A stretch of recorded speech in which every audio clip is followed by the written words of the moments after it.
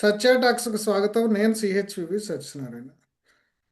దేశ ఆర్థిక వ్యవస్థ ఒక కీలక మలుపులో ఉన్న సమయంలో కేంద్ర ప్రభుత్వం 2026-27 సంవత్సరానికి యూనియన్ బడ్జెట్ను ప్రవేశపెట్టింది. ఈ బడ్జెట్ నిర్మలా సీతారామన్, ఆర్థిక మంత్రి నిర్మలా సీతారామన్ ప్రవేశపెట్టిన ఈ బడ్జెట్లో ఒకవైపు ఆర్థిక క్రమశిక్షణ, మరోవైపు అభివృద్ధి వ్యయం, ముఖ్యంగా మౌలిక వసతులపై భారీ పెట్టుబడులు కేంద్ర బిందువులుగా నిలిచాయి. ఆర్థిక లోటు 4.3% తగ్గించటం, రోడ్లు, రైలు, రక్షణ రంగాలపై భారీ ఖర్చు, అలాగే సబ్సిడీలను నియంత్రణలో ఉంచటం ఈ బడ్జెట్ ప్రధాన లక్ష్యాలుగా కనిపిస్తున్నాయి. అయితే మధ్యతరగతి రైతులు, కార్మికులు, రాష్ట్ర ప్రభుత్వాలు వీళ్ళందరికీ ఈ బడ్జెట్ ఎంతవరకు లాభదాయకము?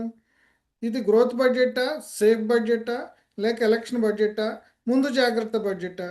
ఈ అంశాలు అంటే ఏది అసలు ఈ బడ్జెట్ లక్ష్యం ఏంటనేది మనకు వివరించడానికి డాక్టర్ వివిఎల్ఎన్ శాస్త్రి గారు, ఎకనమిస్ట్ అండ్ జూరిస్ట్ మనతో ఉన్నారు. ఆయన అడిగి ఈ విశ్లేషణ అంతా కూడా తెలుసుకుందాం. నమస్కారం శాస్త్రి గారు. నమస్కారం సత్యనారాయణ గారు.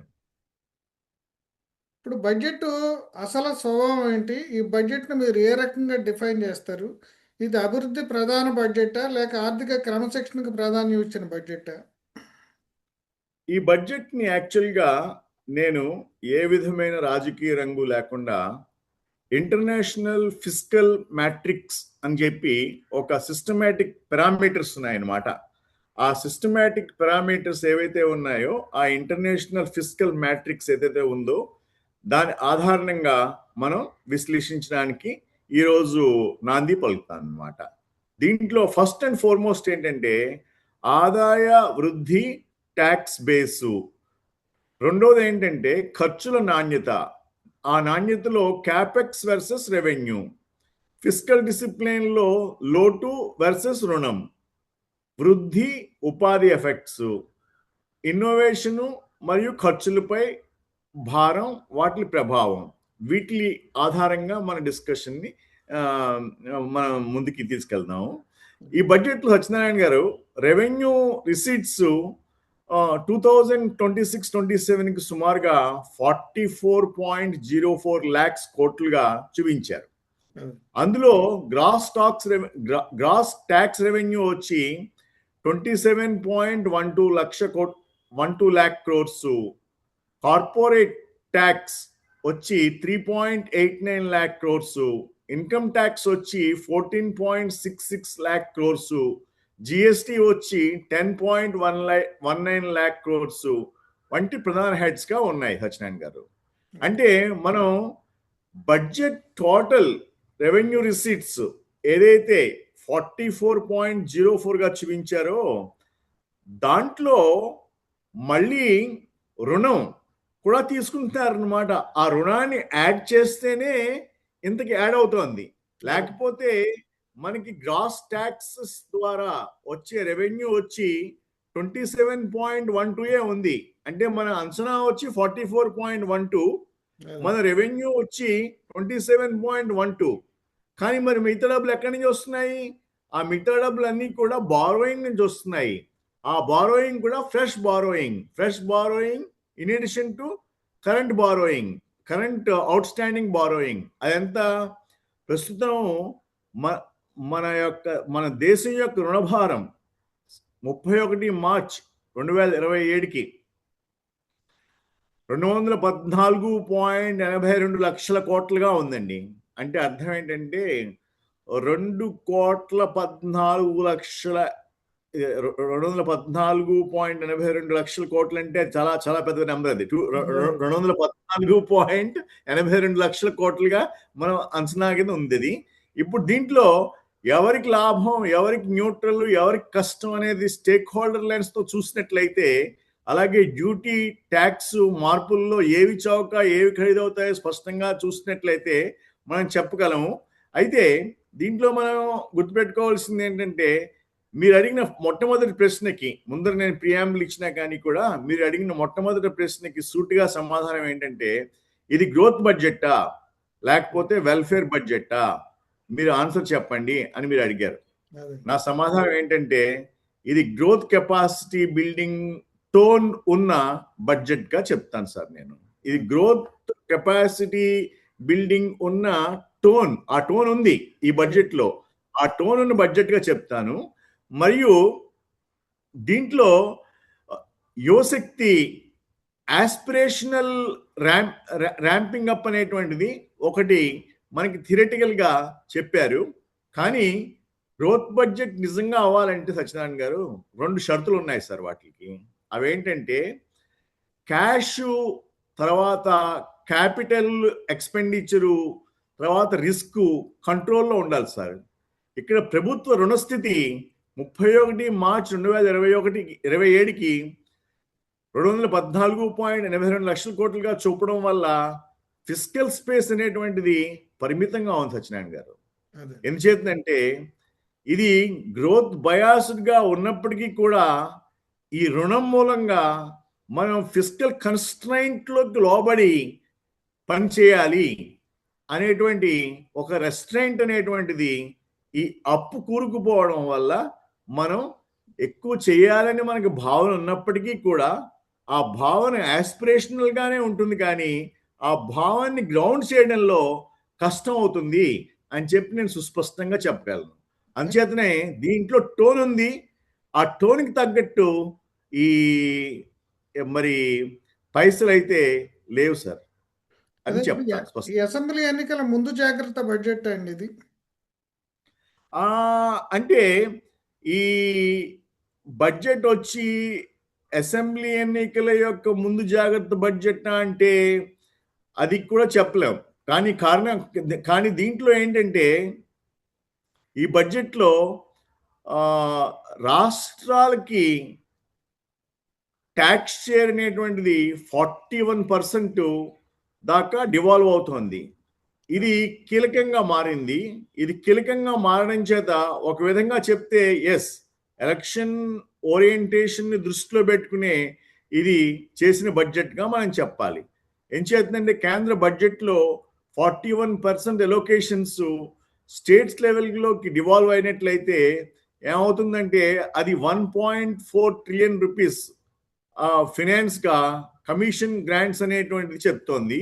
ఇది బైపార్టిసన్ విశ్లేషణలోకి మనం వెళ్ళినట్లయితే ఫెడరల్ స్థిరత్వము, స్టేట్ ప్లానింగ్ ప్రిడిక్టబిలిటీకి ఇది ముఖ్యం అన్నప్పటికీ కూడా ముఖ్యంగా వాడు గుర్తుపెట్టుకోవాల్సింది ఏంటంటే రాష్ట్రాలకి ఎక్కువ ఇవ్వడం అనేటువంటిది ఎలక్షన్ టైంలో ఇటు వెల్ఫేర్ ప్రోగ్రామ్స్కి, అటు ఫ్రీబీస్కి, రెండింటికి తోడ్పడి లాగా వేరియస్ హెడ్స్లో ఇచ్చినప్పటికీ కూడా ఎలక్షన్ దగ్గరికి వచ్చేసరిలోకి వాటిని ఆ హెడ్స్ నుంచి మళ్లించి ఈ ఎలక్షన్ ఫ్రీబీస్కి ఉపయోగించడం అనేటువంటి జరుగుతుంది. కాబట్టి అది ఆనవాయితీగా వస్తుంది. కాబట్టి ఈ ఎలక్షన్ దృష్టిలో ఉంచుకునే ఈ బడ్జెట్ని కూడా తయారు చేశారని మనం నిర్ద్వందంగా చెప్పచ్చండి.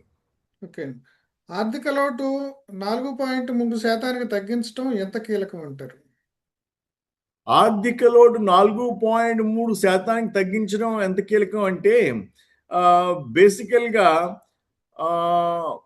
రెవెన్యూ సోర్సెస్ మీరు చూడాలి. ఇక్కడ రెవెన్యూ సోర్సెస్ ఏమున్నాయి ప్రభుత్వానికి? ప్రభుత్వం టోటల్ రెవెన్యూ రిసీట్స్ ఇందాక నేను చెప్పినట్లుగా 44,04,86,000 కోట్లు, 44,04,86 కోట్లుగా టోటల్ రెవెన్యూ రిసీట్స్ చూపించింది. ఇందులో అయితే పెద్ద భాగం వచ్చి ట్యాక్సెస్ ఆన్ ఇన్కమ్ అంటే ఇన్కమ్ ట్యాక్స్ వచ్చి 14,66,000 కోట్లుగా చూపించింది. జిఎస్టి నుంచి సోర్స్ వచ్చి 10,19,020 కోట్లుగా చూపించింది. కార్పొరేట్ ట్యాక్సేషన్ వచ్చి 3,88,919 కోట్లుగా చూపించింది. మరి మన అంచనా 44 లక్షల కోట్లు అయినప్పుడు మనకున్న డబ్బు వచ్చి 27 లక్షల కోట్లే ఉన్నప్పుడు మిగతాదంతా కూడా లోటే కదా సార్, లోటు బడ్జెట్ కదా. అంటే ఇది అంతర్జాతీయ పెట్టుబడుల దృష్టిలో ఒక సిగ్నల్ ఏదైనా ఇవ్వటానికి అంటారా? అంటే సిగ్నల్ ఏం లేదు దీంట్లో, ఎవరికి ఏమి సిగ్నల్ ఇచ్చేది ఏం లేదు దీంట్లో. ఇక్కడ ఉన్నది అలా ప్యూర్ మ్యాథ్స్. ఏంటంటే మన 44 లక్షల కోట్లు మన బడ్జెట్ అంచనా వేసాం, టోటల్ ఇంత అంచనా అని చెప్పి. మన దగ్గర ఉన్న డబ్బులు 27 లక్షల కోట్లు. ఇంకా మనకి మిగతా డబ్బులు ఎక్కడి నుంచి వస్తాయి? మనం బారోయింగ్ చేసుకోవాలి. ఆ బారోయింగ్ చేసుకునే నేపథ్యంలో ఈ ఫిస్కల్ డెఫిసిట్ అనేటువంటిది ఒక మ్యాథమెటికల్ మిత్ అంటే మనకు కావాల్సి వచ్చినట్టుగా అడ్జస్ట్ చేస్తాం. అదే అడ్జస్ట్ అంతకు మించి దానికి పెద్ద ఇంపార్టెన్స్ ఇవ్వాల్సిన అవసరం అయితే లేదు. కానీ ఒకటి మాత్రం మనకి కనిపిస్తున్నది స్పష్టంగా, ఎవరు దీన్ని కాదనలేనిది ఏంటంటే, మనకున్న డబ్బు వచ్చి చాలా తక్కువ ఉంది. అంటే 27 లక్షల కోట్లే ఉంది. అటువంటి నేపథ్యంలో మనం దీన్ని బారో చేసుకోవాలి. ఆ బారో చేసుకునే నేపథ్యంలో ఈ మిగతా అంతా కూడా మనం మిత్‌గానే చూపించుకోవాలి సార్. అంటే అది పెద్ద ఆ అంకెకి అంత పెద్ద ఇంపార్టెన్స్ ఇవ్వవలసిన అవసరం లేదు సార్. మౌలిక వసతులపై భారీ ఖర్చు ఎవరికి లాభం అంటారు? రోడ్లు, రైల్వేలు, హై స్పీడ్ కారిడార్లు, సిటీ ఎకనామిక్ రీజియన్స్ ఇవన్నీ బడ్జెట్లో ఆ! పెద్ద భాగంగా ఉన్నాయి. ఇవి నిజంగా ఉద్యోగాలను సృష్టిస్తాయా లేక కాంట్రాక్టర్లకే లాభం కలిగిస్తాయి అంటారు? మీరిక్కడ చూడవలసిన విషయం ఏంటంటే సార్, కేటాయింపుల్లో ఒక బిగ్ పిక్చర్ ఏంటి అనేటువంటిది చూస్తే, నిజంగా మౌలిక వసతులు అనేటువంటివి క్రియేట్ అవుతున్నాయా? క్రియేట్ అవుతే ఎక్కడ క్రియేట్ అవుతున్నాయి అనేటువంటివి మనకు తెలుస్తాయి. ఇక్కడ ఈ సంవత్సరంలో ఎలా ఉందంటే, మినిస్ట్రీ ఆఫ్ ఫినాన్స్ టోటల్ కేటాయింపులు మన ఈ క్యాపెక్స్ అవనివ్వండి, లేకపోతే క్యాపెక్స్ అంటే మౌలిక వసతులు క్రియేట్ చేయడమే.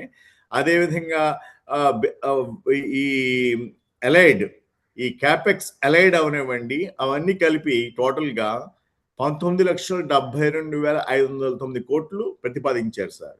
44 లక్షల కోట్లలోను. దాంట్లో వచ్చి మళ్ళీ మీరు సబ్ బైఫర్కేషన్ చూసినట్లయితే, మినిస్ట్రీ ఆఫ్ డిఫెన్స్ కి 7,84,678 కోట్లు చూపించారు సార్. అదే అయితే ఇది ఎప్పుడు నడుస్తూనే ఉంటుంది. మన మన మన డిఫెన్స్ ని అప్ టు డేట్ గా ఉంచుకోవడం కోసం యుద్ధానికి సన్నద్ధత కోసం. ఏదైనా సన్నద్ధత కోసం. యుద్ధానికి రెడీగా ఉండడం కోసం మనం ఎప్పుడు ఖర్చు పెట్టుకుంటూనే ఉంటాం ఈ డబ్బుని. దీనికి తర్వాత ఇంకా ఫుడ్ అండ్ పబ్లిక్ డిస్ట్రిబ్యూషన్ ఇక్కడ చూడండి. అంటే కన్సూమరిజంలో ఫుడ్ అండ్ పీడీ మినిస్ట్రీలో 2,35,047 కోట్ల రూపాయలు అలొకేట్ చేశారు. అంటే ఈ ఫుడ్ డిస్ట్రిబ్యూషన్ కి ఫ్రీ ఫుడ్ ఇది ఒక విధమైన ఫ్రీ ఇదొక సబ్సిడీ కింద ఫ్రీ కింద మనం గమనించాలి. దీనికి 2,35,047 కోట్ల దాకా వెళ్ళిపోయింది సార్. ఇంకా ఇండియన్ రైల్వేస్కి వచ్చి 2,81,377 కోట్లు అలొకేట్ చేశారు. అది రెగ్యులర్ గా సంవత్సరం జరుగుతూ ఉండేది. అయితే ఈ సంవత్సరం కొత్తగా కొన్ని ఫాస్ట్ ట్రాక్ రైల్స్ రూట్స్ ని అనౌన్స్ చేయడం జరిగిందనమాట క్యాపెక్స్ కింద. ఆ తర్వాత ఎడ్యుకేషన్కి వచ్చి 1,39,289 క్రోర్స్ అలొకేట్ చేశారు. అగ్రికల్చరల్ అండ్ ఫార్మర్ వెల్ఫేర్ కి 1,40,528 క్రోర్స్ అలొకేట్ చేశారు. కెమికల్స్ అండ్ ఫెర్టిలైజర్స్ వచ్చి 1,77,061 క్రోర్స్ చేశారు. దీన్ని బట్టి మనకు కనిపిస్తుంది ఏంటంటే, ఈ మూలధనం అనేటువంటిది క్యాపెక్స్ అనేటువంటిది ఎడ్యుకేషన్ లోకి వెళ్తోంది. అయితే ఇక్కడ ఎడ్యుకేషన్ లో నిజంగా ఇన్ఫ్రాస్ట్రక్చర్ క్రియేట్ చేస్తున్నారా అంటే, అక్కడ ఇన్ఫ్రాస్ట్రక్చర్ అనేటువంటిది క్రియేట్ అవ్వట్లేదు. ఈ రివాంపింగ్ ఆఫ్ ఎగ్జిస్టింగ్ ఫెసిలిటీస్ మీదే ఖర్చు అవుతోంది. అంటే రెనోవేషన్ అవనివ్వండి, ఉన్న బిల్డింగ్స్ రెనోవేషన్ అవనివ్వండి, వాటి మీదే ఖర్చు అవుతూ వస్తుంది.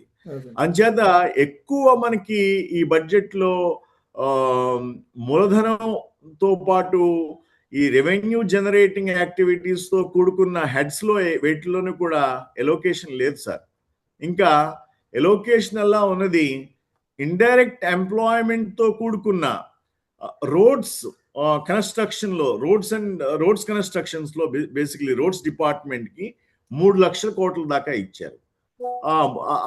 ఆ ఇన్ఫ్రాస్ట్రక్చర్ డిపార్ట్మెంట్ లో రోడ్స్ కి మాత్రం 3 లక్షల కోట్లు ఇచ్చినందుకు గాను ఈ రోడ్స్ మొత్తం దేశం మొత్తంగా వేస్తూ ఉండడం, వేసిన వాటిని మళ్ళీ రిపేర్ చేస్తూ ఉండడం అనేటువంటి యాక్టివిటీ కొనసాగుతూ ఉంటుంది. అలా కొనసాగుతూ ఉండడం వల్ల మనకి ఇండైరెక్ట్ ఎంప్లాయ్మెంట్ కొంతవరకు సిమెంట్, తర్వాత ఈ కాంక్రీట్ వీటికి డిమాండ్ ఉంటూ ఉంటుంది. సో అది కొంతవరకు ఇండైరెక్ట్ ఎంప్లాయ్మెంట్ని క్రియేట్ చేస్తుందని చెప్పాలి. అది క్రియేట్ చేస్తూ వస్తుంది. మోడీ 2014 రిజీమ్ నుంచి కూడా ఈ రోడ్స్ డిపార్ట్మెంట్కి ఎక్కువ ఎలొకేషన్ ఇస్తూ వస్తున్నారు. ఆ ఎక్కువ ఎలొకేషన్ వల్ల ఈ ఇండైరెక్ట్ ఎంప్లాయ్మెంట్ అనేటువంటిది నడుస్తూ వస్తుంది. అదే కంటిన్యూ అవుతుంది. కొంచెం ఈ సంవత్సరం పెరిగింది అని చెప్పి మనం దాంట్లో చెప్పచ్చు. అవి ముఖ్యంగా మనం ఎంప్లాయ్మెంట్ క్రియేషన్ నుంచి రెవెన్యూ సోర్సెస్ నుంచి ఏది ఎక్కడ మనకి ఇన్వెస్ట్మెంట్ చేయడం జరుగుతోంది, దానివల్ల ఎంతవరకు ఉపయోగం ఉంటుంది అనేటువంటివి మనం కూలంకషంగా నెంబర్స్తో పాటు చూడడం జరిగింది సార్. ఓకే. మధ్యతరగతికి ఈ బడ్జెట్లో ఏమి ఇచ్చారు? ఇన్కమ్ ట్యాక్స్ స్లాబ్స్లో మార్పులు లేవు. మధ్యతరగతి కోసం ఇది నిరాశాజనకమా లేక ట్యాక్స్ సరళీకరణ అసలు లాభమా? ఇది బేసికల్గా మనం చూసినట్లయితే మధ్యతరగతికి ఈ బడ్జెట్లో ఏమి ఇచ్చారంటే, మధ్యతరగతి అనగానే మనం మధ్యతరగతిలో ఉన్న ప్రతి వాళ్ళ పిల్లలు అబ్రాడ్ వెళ్ళిపోయి చదువుకుంటారా? చదువుకుంటే వాళ్ళకి రెమిటెన్సెస్ ఇక్కడి నుంచి వెళ్తూ ఉన్నట్లయితే వాటి మీద టీసీఎస్ని 5% నుంచి 2% తగ్గించాము. అది మధ్యతరగతికి ఉపయోగపడుతుందంటే అలా మధ్యతరగతి పిల్లలందరూ కూడా అబ్రాడ్ వెళ్ళి చదవట్లే కదా.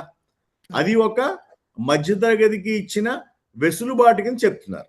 అంతకు మించి మధ్యతరగతికి అలాగే ఫారెన్ ఎడ్యుకేషన్కి చేయూత ఇచ్చినట్టుగా దీనికి ఎప్పుడైతే ఈ టీసీఎస్ని అలాగే ఫ్రీ మామూలుగా లిమిట్ కింద ఫారెన్కి మనం డబ్బు పంపించేది దాని మీద కూడా టీసీఎస్ తగ్గించారు. తగ్గించడం వల్ల అది మధ్యతరగతి ఉపయోగమా? నా ఉద్దేశంలో స్ట్రిక్ట్ గా అయితే కాదు. ఎలైట్ క్లాస్కే ఉపయోగం అనుకుంటా కదండి. ఎలైట్ క్లాస్కే ఉపయోగం ఉంటుంది. ఎలైట్కే ఫారెన్ కి పంపించి చదివించేటువంటి శక్తి ఉంటుంది. మధ్యతరగతికి అయితే ఇది ఉండదు. మధ్యతరగతికి ఏమి ఇచ్చారు ఈ బడ్జెట్లో అంటే నా ఉద్దేశంలో పెద్దగా ఏమి ఇవ్వలేదు. ఉన్నది ఉన్నట్లుగా ఉంచారు అంతే.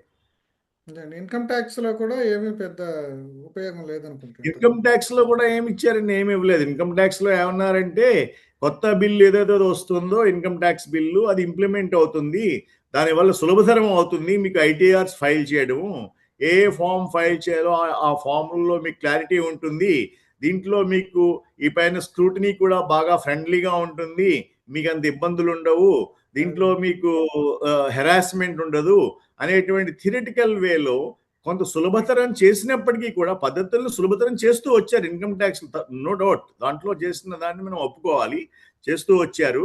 కానీ అవి ప్రాసెస్ ఓరియంటెడ్గా మనకి సులభంగా పనులు అవ్వడానికి ఉపయోగిస్తే తప్పిస్తే దాంట్లో మనకి ఇచ్చిన వెసులుబాట్లు అనేటువంటివి బడ్జెట్లో మనకు కనిపించట్లేదు సార్. దానికి కారణం ఏంటంటే ప్రస్తుతం ఉన్న పరిస్థితులు కూడా మనం చెప్పచ్చు. దాంట్లో మనం యాక్చువల్గా ప్రస్తుతం ఉన్న పరిస్థితుల్లో ఒక పక్క అప్పు బాగా పెరిగిపోయిన సమయంలో ఆ అప్పు నిమిత్తమే మనం ఈ సంవత్సరం 14 లక్షల కోట్ల రూపాయలు కట్టాలి ఇంట్రెస్ట్ రూపంలో. 14 లక్షల కోట్ల రూపాయలు కట్టాలంటే మన టోటల్ ఎలోకేషన్సే మూలధనం రూపంలో క్యాపెక్స్ రూపంలో టోటల్ 19 లక్షల కోట్ల రూపాయలు ఉన్నాయి. ఒక పక్క 19 లక్షల కోట్ల రూపాయలే మూలధన ఎలోకేషన్ రూపంలో ఉంటే 14 లక్షల కోట్లు వెళ్ళి మనం ఇంట్రెస్ట్ కడుతున్నాం మనకున్న అప్పు మీద. మళ్ళీ ఈ ఇంట్రెస్ట్ ని అప్పు తీసుకునే కడుతున్నాం. ఈ ఇంట్రెస్ట్ కట్టడానికి మన దగ్గర డబ్బులు కూడా లేవు. ఆ ఇంట్రెస్ట్ ని అప్పు తీసుకునే కడుతున్నాము. దాంతో పాటు దాన్ని కూడా బడ్జెట్లో ఎలోకేషన్ గా చూపించి మనం బారో చేయబోయేది కూడా మనకు వచ్చే రిసీట్ కింద చూపించి మన రిసీట్స్ ని పట్టుకెళ్ళి మన అంచనాకి ఈక్వల్ చేశారు బడ్జెట్లో. అది మామూలు అన్ని చోట్ల జరుగుతూనే ఉంటుంది. ఆ పద్ధతిలో మనకి యాక్చువల్గా ఇది లోటు బడ్జెట్ కింద చెప్పాలి. మనం యాక్చువల్గా ఈ బడ్జెట్లో మనం లోన్ మీద డిపెండ్ అయి ఉన్నాము, కొత్త లోన్ మీద డిపెండ్ అయి ఉన్నాము, అలాగే ఇంట్రెస్ట్ కట్టడానికి కూడా లోన్ మీద డిపెండ్ అయి ఉన్నాము. మరి మూలధనానికే సరిపడా మన రెవెన్యూ ఉన్నట్లయితే మరి మిగతా ఫిస్కల్ ఎక్స్పెండిచర్ గవర్నమెంట్లో ఆల్మోస్ట్ 60-70% ఉంటుంది. ఆ 70% ఎక్స్పెండిచర్ మిగతాది ఎక్కడి నుంచి వస్తుంది? అది బారోయింగ్ వల్లే వస్తుంది. ఇది బారోయింగ్, మన బారోయింగ్ ఇంకా ఫర్దర్ ఎడిషన్ అవుతుంది అనమాట. సో దానివల్ల బారోయింగ్ పెరుగుతూ వస్తుంది. బారోయింగ్ వల్ల మరి మంచిదా చెడ్డదా అని అడిగినట్లయితే ప్రస్తుతం ప్రపంచంలో అన్ని దేశాలు కూడా బారో చేస్తున్నాయి, ఇండియా కూడా చేస్తోంది. దీంట్లో తప్పేంటి అని ఎవరన్నా అడగచ్చు. కరెక్టే, ప్రస్తుతం బారోయింగ్ అనేటువంటిది ఒక పెద్ద ట్రెండ్. ఆ ట్రెండ్లో మన ఇండియా కూడా చేస్తూ వస్తుంది.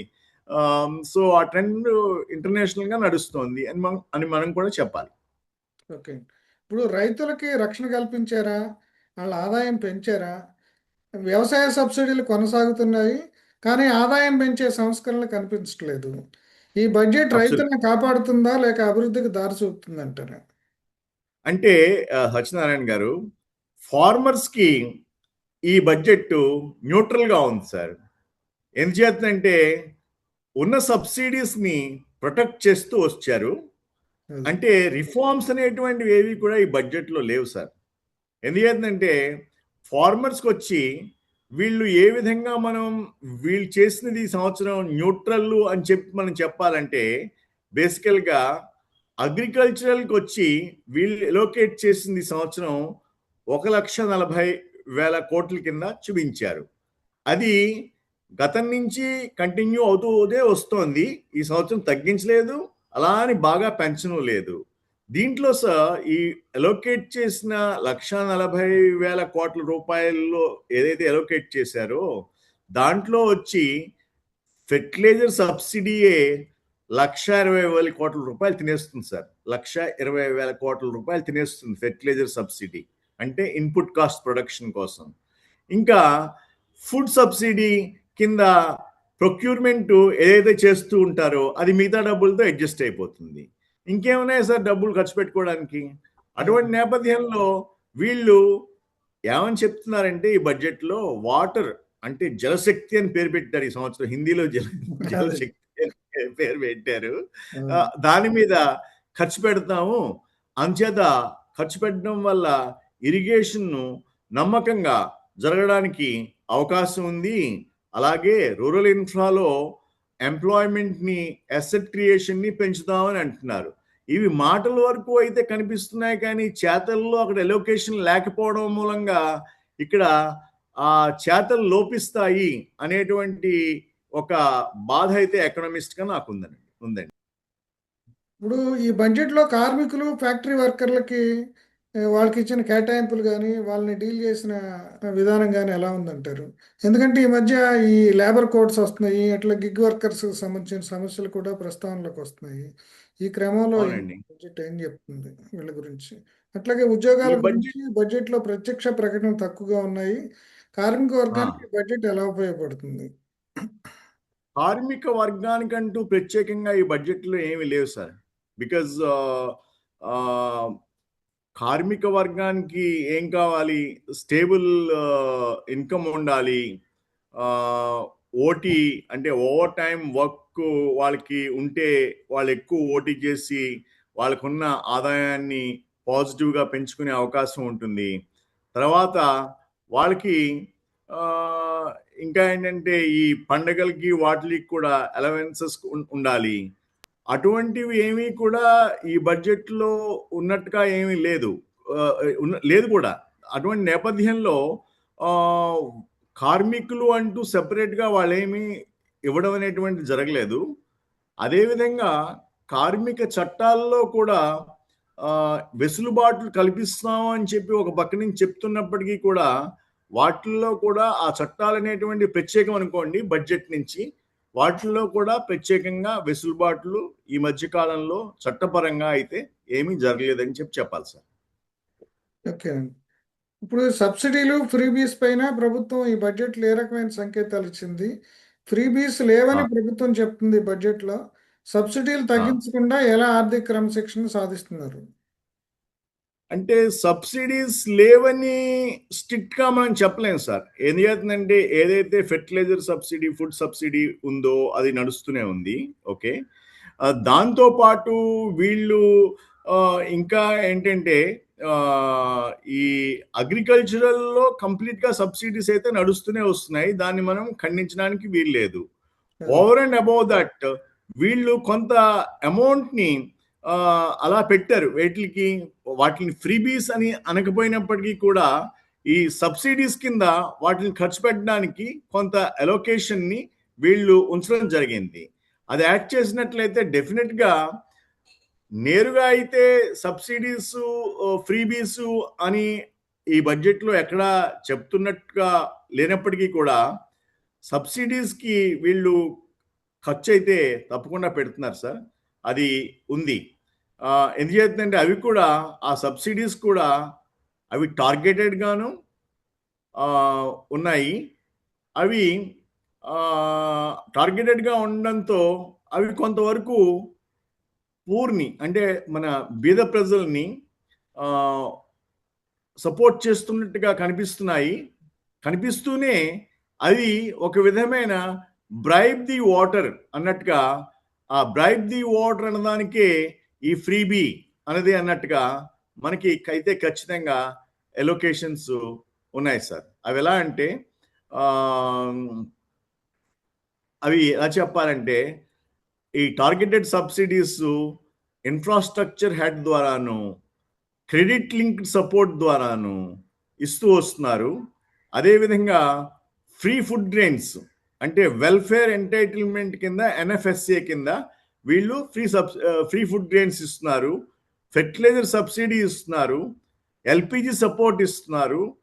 ఇన్ఫ్రాస్ట్రక్చర్ స్పెండింగ్ క్యాపెక్స్ అది ఫ్రీబీ కాకపోయినప్పటికీ కూడా దాని నుంచి కొంత ఈ వెల్ఫేర్ ఎక్స్పెండిచర్కి వెళ్తూ వస్తుంది. అదేవిధంగా ఇంట్రెస్ట్ ఫ్రీ లోన్స్ ఇస్తున్నారు. అది స్టేట్స్కి ఇంట్రెస్ట్ ఫ్రీ లోన్స్ స్టేట్స్కి ఇచ్చి అది కండిషనల్ క్యాపిటల్ సపోర్ట్ కింద ఇస్తూ వస్తున్నారు. వీటిలన్నిటిని మనం ఫ్రీబీస్ అనాలి, వీటిలన్నిటిని మనం సబ్సిడీస్ అనాలి స్ట్రిక్ట్ ఎకనామిక్ టర్మ్స్లో. అంచేత టార్గెటెడ్గా అయితే చెప్పట్లేదు మేము ఫ్రీబీస్ ఇస్తున్నాం, సబ్సిడీస్ ఇస్తున్నాం అని చెప్పేసి. కానీ వీళ్ళు మాత్రం తప్పకుండా ఇస్తున్నారు. దీంట్లో ఈ సబ్సిడీ స్పెండింగ్లో మీకు ఖచ్చితంగా అంకె కావాలంటే నేను చెప్పగలను, దాన్ని కూడా చెప్పగలను. ఎందుకంటే నేను దాని అనాలిసిస్ చేయడం కూడా జరిగింది. మన బడ్జెట్లో వచ్చి 7.5% ఎలోకేషన్ వచ్చి ఈ సబ్సిడీస్కి, ఈ ఇండైరెక్ట్ ఫ్రీబీస్కి అన్ని కలిపి ఎలోకేట్ చేశారు సార్. ఓకే. ఇప్పుడు రాష్ట్ర ప్రభుత్వాలకి బడ్జెట్ ఎంతవరకు అనుకూలం అంటారు? రాష్ట్రాలకు 41% ట్యాక్స్ డెవల్యూషన్ కొనసాగుతుంది. రాష్ట్రాల అవసరాలకి సరిపోతుందా? అంటే ఇక్కడ రాష్ట్ర ప్రభుత్వాల విషయాల్లో మనం ఎలా చూడాలంటే రాష్ట్రాలకి 41% డివల్యూషన్ అనేటువంటిది వాటి యొక్క హక్కు కింద మనం చెప్పాలి. ఎందుచేతంటే ఈ జిఎస్టీ వచ్చిన తర్వాత state level GST, central level GST, మళ్ళీ దాంట్లో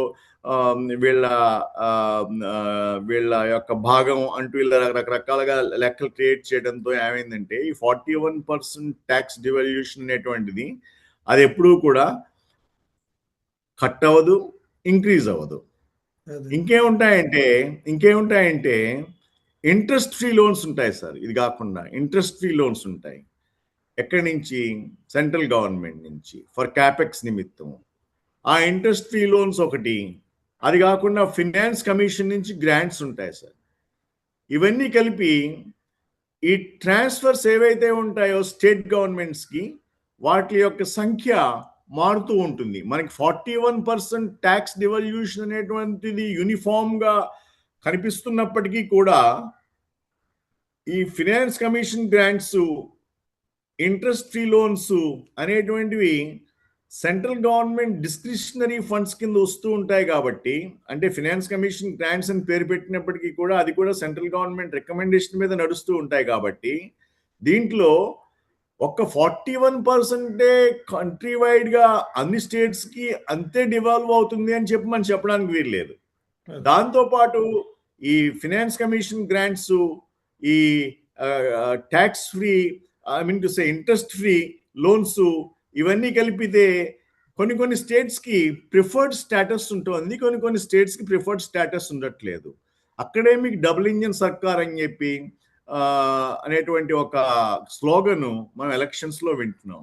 ఎక్కడైతే డబుల్ ఇంజిన్ సర్కార్ ఉంటుందో ఆ స్టేట్స్కి ఈ ప్రిఫర్డ్ ఏవైతే ఉన్నాయో అవన్నీ వెళ్తున్నాయి. ఎక్కడైతే డబుల్ ఇంజిన్ సర్కార్ లేదో అక్కడైతే 41% మాత్రం ఖచ్చితంగా వెళ్తుంది. మిగతాది వెళ్తుందా వెళ్ళట్లేదని అడిగితే అది మనం చెప్పలేం సార్. అది మనం గుర్తుపెట్టుకోవాలి. ఓకే. ఇప్పుడు ఈ బడ్జెట్లో ఎవరికి నిజంగా లాభం అంటారు? ఈ బడ్జెట్లో స్పష్టమైన విజేతలు ఎవరు? ఎవరు న్యూట్రల్గా ఉన్నారు?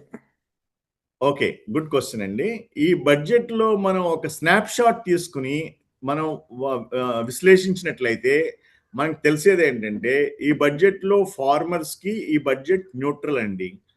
ఎందుచేతనంటే ఇప్పటి వరకు నడుస్తున్న సబ్సిడీస్‌ని నడుస్తూనే ఉంటాయి.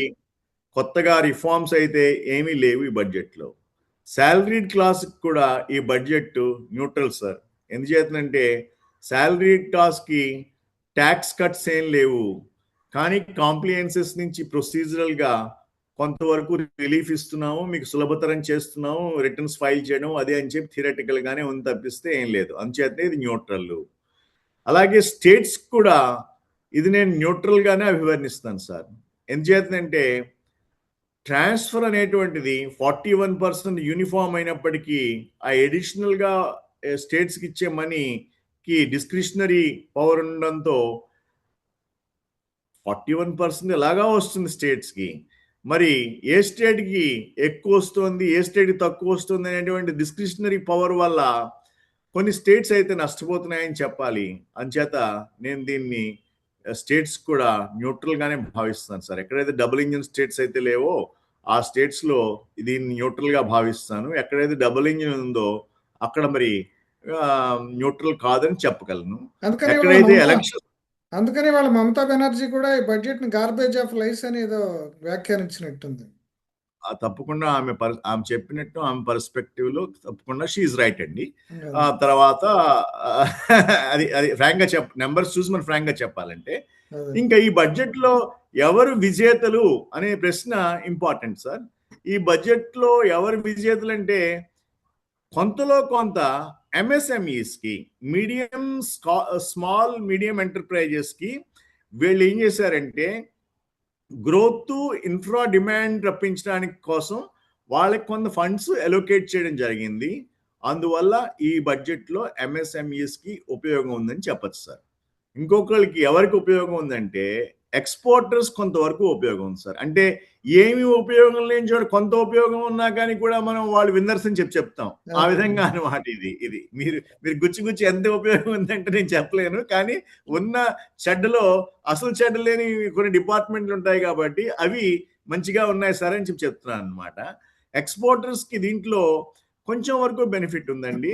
ఎందుచేతనంటే దీంట్లో లాజిస్టిక్స్ నిమిత్తం పాలసీ స్టెబిలిటీ నిమిత్తము కొన్ని మంచి అనౌన్స్మెంట్లు అయితే చేయడం జరిగింది. ఇంకోటి ఏంటంటే సార్ మన పర్సనల్ నీడ్స్ కోసం మనం ఏవైనా ఇంపోర్ట్ చేసుకున్నట్లయితే వాటిని మీ కస్టమ్స్ డ్యూటీని 20% నుంచి 10% తగ్గించారు. అదే అంచేత అంచేత మనకు ఎవరైనా ఫారెన్‌లో తెలిసిన వాళ్ళున్నా, వాళ్ళు ఎవరైనా ఇండియాకి వస్తున్నా, మనకు ఏదైనా మంచి గూడ్స్ కావాలనుకోండి, మాకు తెచ్చిపెట్టనంటే అది కాస్ట్ తక్కువ అవుతుంది. అండ్ 10% కస్టమ్స్ డ్యూటీ మీదే వస్తాయి కాబట్టి అంటే ఐఫోన్లు 20% ముఖ్యంగా మన వాళ్ళందరికీ ఐఫోన్లు క్రేజ్ కాబట్టి ఐఫోన్లు తెప్పించుకుంటే తక్కువ కాస్ట్కి వస్తాయి అంటారు. తక్కువ 10% తక్కువ వస్తాయండి. అదే సో 10% వరకు కస్టమ్స్ డ్యూటీ ఉండదు. సో దానివల్ల కొంత ఆహ్, మన వినియోగ వస్తువులుకి కొంతవరకు వెసులుబాటు జరిగిందని చెప్పొచ్చండి. సో ఇది విశేషించాలి. అంటే అంతకు మించి దీనికి దీంట్లో దీనికి మనకి సంబంధించిన ఇంకొక కొంచెం వివరణ చెప్పండి. ఇప్పుడు ఎంఎస్ఎంఈల గురించి మాట్లాడారు కదా. అంటే నేను అవునండి. ఇంతకుముందు టీవీ విశ్లేషకులు ఎవరో చెప్పడం ఏంటంటే 90% ఆ! అసలు ఎంఎస్ఎంఈలు అసలు గవర్నమెంట్ రిజిస్టరే కాలేదు, గవర్నమెంట్ గుర్తింపులోనే లేవు. ఎందుకంటే ఇప్పుడు మనం ఆ! మ్యానుఫ్యాక్చరింగ్ని డెవలప్ చేయాలనుకుంటున్నాం. ఎందుకంటే సర్వీసెస్లోకి అగ్రికల్చర్ స్టాగ్నేషన్ ఉంది. మనకి హ్మ్. తర్వాత ఇండస్ట్రియల్ రెవల్యూషన్ ఆగిపోయింది. మనం వెనకబడిపోయాము. హ్మ్. సర్వీసెస్‌లో వెళ్ళాం గానీ, ఇప్పుడు మళ్ళా మ్యానుఫ్యాక్చరింగే మనకు దిక్కయింది. ఇప్పుడు హ్మ్. ఆ మ్యానుఫ్యాక్చరింగ్‌ని పెంచడానికి ఇప్పుడు ఎంఎస్ఎంఈలకి ఇచ్చే అంటే వెసులుబాట్లే కాదు కదా! వాళ్ళకి కావాల్సిన కెపాసిటీ బిల్డింగ్ గానీ, లేదంటే వాళ్ళకి రా మెటీరియల్ గానీ, వాళ్ళ స్కిల్ గానీ ఇవన్నీ ఉండాలి. ఇట్లా మీరు ఇంతకు ముందు అవును. కూడా చెప్పారు. బ్యాంక్ ఫైనాన్స్ లిబరల్‌గా ఉండాలి. ఇప్పుడేం హ్మ్. డబ్బులున్నోళ్ళు డబ్బులు ఎగ్గొట్టే వాళ్ళకే బ్యాంకులు లోన్‌లు ఇస్తున్నాయి. ఇటువంటి అవును. కరెక్ట్. పరిస్థితుల్లో ఇప్పుడు ఎంఎస్ఎంఈల గురించి ఏం చెప్తారు? కొంచెం వివరంగా చెప్పండి. మ్యానుఫ్యాక్చరింగ్ తప్పకుండా. వర్సెస్ ఎంఎస్ఎంఈలు. తప్పకుండా సార్. ఇప్పుడు ఫస్ట్ మనం ఎంఎస్ఎంఈ గురించి మాట్లాడుకుందాం. తర్వాత మ్యానుఫ్యాక్చరింగ్‌లోకి వెళ్దాం సార్. ఎంఎస్ఎంఈలో ఎంఎస్ఎంఈలో ఈ సంవత్సరం బడ్జెట్లో ఏం చేశారంటే, మనం ఎందుకు ఎంఎస్ఎంఈ విన్నరు అని చెప్పామంటే, రిలేటివ్గా విన్నర్ అని చెప్పామంటే ఈ బడ్జెట్లో ఎంఎస్ఎంఈస్కి 24,500 crores ఎలోకేట్ చేశారు సార్. ఆ ఎలోకేట్ చేసి ఆ ఎంఎస్ఎంఈకి కావలసిన క్యాపెక్స్ అనేటువంటిది ఏ విధమైన క్యాపెక్స్ అయితే కావాలో, ఏదైతే ఆర్డర్ ఫ్లో ఇంప్రూవ్ చేయడానికి, వాళ్ళ యొక్క పేమెంట్ సైకిల్స్ ఇంప్రూవ్ చేయడానికి ఏవైతే ఫెసిలిటీస్ కావాలో ఆ ఫెసిలిటీస్ ఇంప్రూవ్ చేస్తాము. అంతేకాకుండా క్రెడిట్ ఎకోసిస్టమ్ అంటే ఇంట్రెస్ట్ సబ్వెన్షను, గ్యారంటీసు, ఈ విధమైన సపోర్ట్స్ కూడా ఇస్తాము. అంటే ఆ బడ్జెట్ అలొకేషన్లోనే 24,500 crores బడ్జెట్ అలొకేషన్ ఇండియా లాంటి కంట్రీలో ఎన్ని ఎంఎస్ఎంఈలకు ఉపయోగపడుతుంది అనేటువంటి క్వశ్చన్ మార్కే. అయినప్పటికీ ఆ ఇచ్చిన దాంట్లో ఇన్ని మీకు హెల్ప్ చేస్తున్నాము అని చెప్పడం వల్ల అది ఒక పాజిటివ్ ట్రెండ్గా మనం చెప్పుకుంటున్నాము. దీనివల్ల ఏమి ఉపయోగం అవుతుంది అని మీరు ప్రశ్నించినట్లయితే, మెయిన్గా సిటీస్లో ఉండే ఎంఎస్ఎంఈస్కి ఇది ఉపయోగపడుతుంది, కానీ నాన్ సిటీస్, మామూలు సెమీ సిటీస్ వాటిలో ఉండే ఎంఎస్ఎంఈస్కి అయితే ఎక్కువ ఉపయోగపడుతుంది సార్. బికాజ్ ఈ లాజిస్టిక్స్ అనేటువంటివి ఈ సిటీ బేస్డ్గానే కేంద్రీకృతం అవుతూ వస్తున్నాయి. ఇంకోటి ఏంటంటే, ఈ మ్యానుఫ్యాక్చరింగ్ అండ్ క్లస్టర్ ఎంఫాసిస్ ఏదైతే పెట్టారో ఎంఎస్ఎంఈస్లో, ఆ మ్యానుఫ్యాక్చరింగ్ క్లస్టర్ ఎంఫాసిస్ కూడా సిటీ బేస్డ్గా ఆల్రెడీ ఎక్కడైతే మీకు ఇన్ఫ్రాస్ట్రక్చర్ ఉందో ఆ ఇన్ఫ్రాస్ట్రక్చర్ ఉన్న చోటే ఖర్చు పెడతా ఉంటున్నారు. అంతేకాకుండా కస్టమ్స్ రేషనలైజేషన్ ఆన్ ఇన్పుట్స్ కూడా సెలెక్టివ్గా ఇంప్లిమెంట్ చేస్తున్నారు. అది అన్ని చోట్ల ఉన్నట్టుగా లేదు. అంచేత దీంట్లో పెద్దగా ట్యాక్స్ హాలిడే అనేటువంటిది లేదు, పెద్దగా రేట్ కట్స్ అనేటువంటివి లేవు. అంతేకాకుండా కాంప్లియన్స్ బర్డెన్ అనేటువంటిది ఇంకా అదొక మ్యాటర్గా ఇంకా నిలబడిపోతుంది. ఇటువంటి నేపథ్యంలో ఎంఎస్సీస్ కొంతవరకు సిటీ బేస్డ్ ఉన్నవి గ్రో అవడానికి అవకాశం ఉంది కాబట్టి నేను అది విన్నర్గా చెప్పానండి. ఇంకా ఎక్స్పోర్టర్స్, మ్యానుఫ్యాక్చరింగ్ సెక్టర్స్ వచ్చి దాంట్లో ఏంటంటే, వాళ్ళకి ఇన్ఫ్రాస్ట్రక్చర్ క్యాపెక్స్కి వచ్చి 12.2 lakh crore వాళ్ళు అనౌన్స్ చేశారండి. వాళ్ళు ఏమన్నారంటే, దీని వలన మీకు లాజిస్టిక్స్ కాస్ట్ అనేటువంటిది తగ్గుతుంది అని చెప్పారు. వాళ్ళకి డ్యూటీ ఎగ్జంప్షన్స్ ఇస్తామన్నారు. ఏవైతే మినరల్ ప్రాసెసింగ్లో ఉంటాయో మరియు ఏవైతే వాటిని ప్రాసెసింగ్ చేసి ఎక్స్పోర్ట్ చేస్తూ ఉంటాయో వాళ్ళకి డ్యూటీ ఎగ్జంప్షన్స్ ఇస్తామన్నారు. అంతేకాకుండా గ్లోబల్ బయర్స్ని కూడా మీకు చూపిస్తాము అన్నట్టుగా చెప్పారు. ఎంతవరకు చూపిస్తారు అనేటువంటి కష్టం, ఎవరి మట్టుకు వాళ్ళు చూసుకోవాలి గ్లోబల్ బయర్స్ని. అయితే దీంట్లో ఏమి హెల్ప్ చేస్తుంది అంటే, ఈ కారిడర్స్ ఏవైతే పెడతా అన్నారో, రోడ్ కారిడర్స్ ఏవైతే పెడతా అన్నారో, దానివల్ల ట్రాన్స్పోర్టేషన్లో వీళ్ళకి ఎక్కువ వెసులుబాటు జరిగేలా ఉంది. అంతేకాకుండా కస్టమ్స్ విషయంలో సింప్లిఫికేషన్ చేస్తా ఉన్నారు, దానివల్ల ఉపయోగం జరుగుతుంది. దీనివల్ల గ్లోబల్ డిమాండ్లో వీళ్ళు నిజంగా ఉపయోగపడితే, వీళ్ళకి గ్లోబల్ డిమాండ్లో ఉపయోగపడకపోయినప్పటికీ కూడా మినరల్స్ అనేటువంటివి అలాగే ఈజీగా అమ్ముడవుతాయి. దాంట్లో ఎక్కువ వాలటాలిటీ అనేటువంటి తగ్గుతుంది. తర్వాత ఈ ఎక్స్పోర్ట్స్ పెరగడం వల్ల మన ఇండియన్ రూపీ ఎప్రిసియేషన్ కూడా అయ్యే అవకాశం ఉంది డాలర్ ముందర. దీనివలన ఎక్స్పోర్టర్స్ కొంతవరకు బెనిఫిట్ అయ్యే అవకాశం ఉంది ఖచ్చితంగా, అది గ్లోబల్ డిమాండ్ ఉన్నట్లయితే. ఈ విషయంలో మీరు అడిగిన ఇంకో ప్రశ్న ఏంటంటే, మ్యానుఫ్యాక్చరింగ్ గురించి మాట్లాడారు. మీరు మ్యానుఫ్యాక్చరింగ్ గురించి అడిగిన ప్రశ్న చాలా ఇంపార్టెంట్ ప్రశ్న. ఎందుచేతనంటే, నిర్మలా సీతారామన్ గారు ఇది కూడా చెప్పడం జరిగింది. ఇది మ్యానుఫ్యాక్చరింగ్ అనేటువంటిది